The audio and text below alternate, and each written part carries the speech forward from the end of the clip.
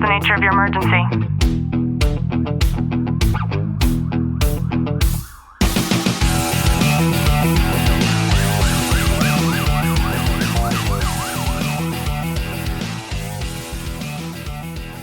Welcome back to the Tactical Living Podcast. I'm your host, Ashley Walton, joined by Sergeant Walton. Clint, how are you? I'm excellent.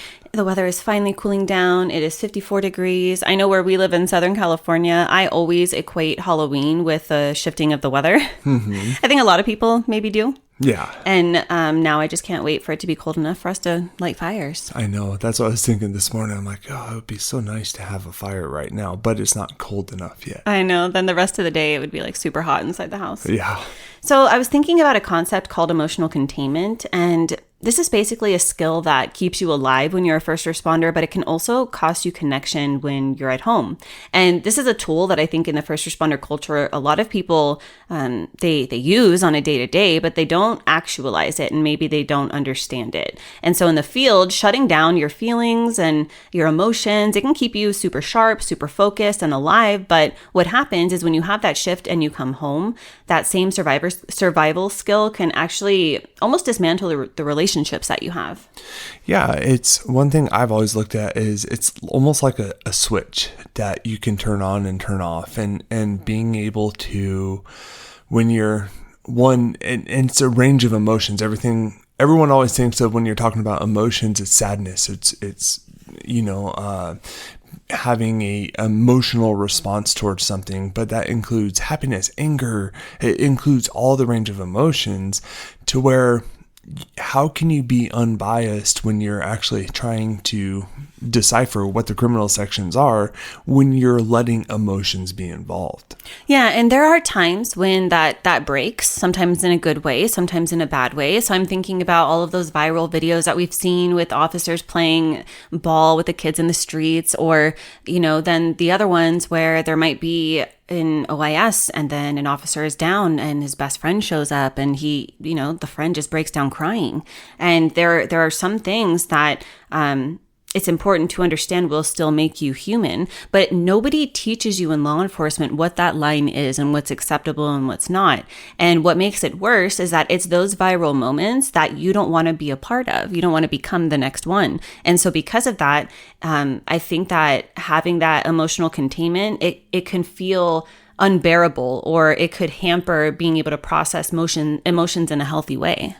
Yeah, being able to control your emotions, control that whole being, is because you're able to respond to an incident, to be able to really communicate with the people you're in their time of need, whether it's trying to sift through the facts and figure out, okay, who's involved in what, and being able to respond and react to it based off of the laws and what we're sent there to enforce.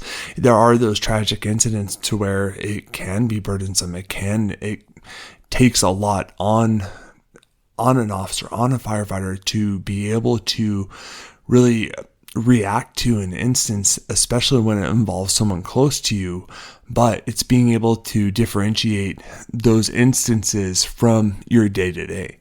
I think that emotional containment is rewarded for you on the job for a couple of reasons. And the first one, I think, is because when you have these high stakes environments, suppressing those emotions allows for this really clear decision making to happen. Clint, you're great at this. I know there are many times where things will be chaotic and you'll have a lot of officers that perhaps don't have as much experience, and you finally show up to the call and everybody's kind of freaking out and to some extent disorganized perhaps, and frantic is a great word. And then you show up and just your sense of presence has this way of toning the temperature down.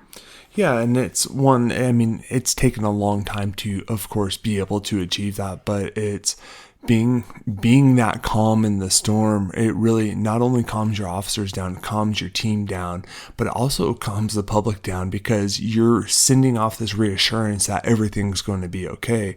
And being able to give that presence and be that person just to slow things down and be in that moment, it's going to help everybody.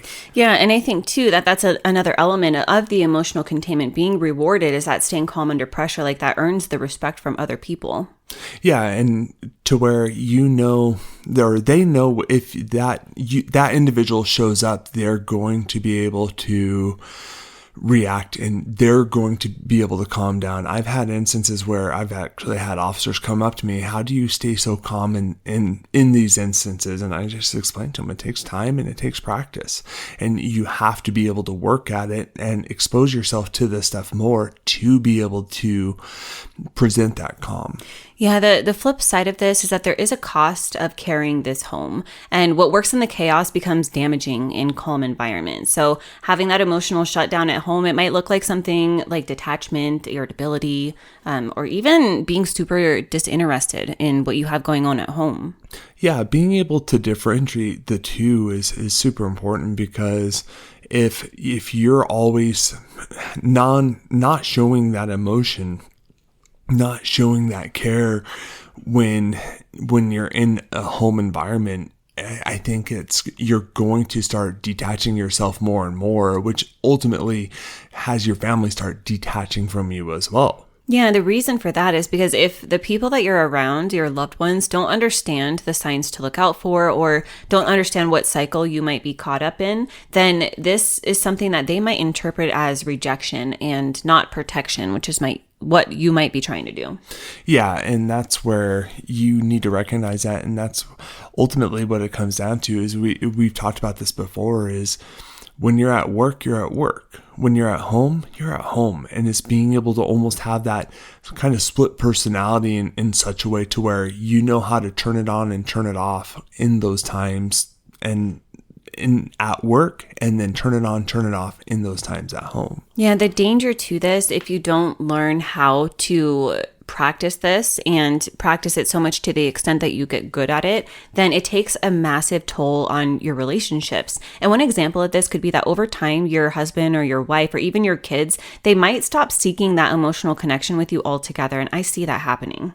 Yeah, you want to be able to come home and be your normal self, and not carry the work with you, not carry that mindset with you to where you're still at work, to where you're treating your family as you would someone in the public. You need to be able to differentiate the two. What happens when we start to have that emotional disconnection from the person that we love is that it's going to lead to things like miscommunication. I often see resentment even building up. And then I think too, isolation, not only for you, but for them too. Yeah, and ultimately it comes down to is creating that balance, being able to not just identify as the police officer at work and at home, to where you almost have that different dynamic of when you're at home, are you a husband or you're a wife first, not that police officer first. So if that officer that came up to you who asks, like, how do you do this? Basically, how do you stay so calm in these chaotic situations? If they had asked me that, my response to them would be that I know not to make this a habit in my life. And I understand how I could kind of make the shifts and when I need to make the shifts from that emotional isolation. Yeah, being able to first recognize the difference between the two. And I think it's the hardest part is that recognition within yourself is like, oh, I didn't necessarily like my response there, but it's really evaluating why you responded the way that you did. Yeah, and there are ways to be able to determine whether or not this has become a habit for you. And I think the first is that you might have a difficult time actually identifying or naming your own emotions.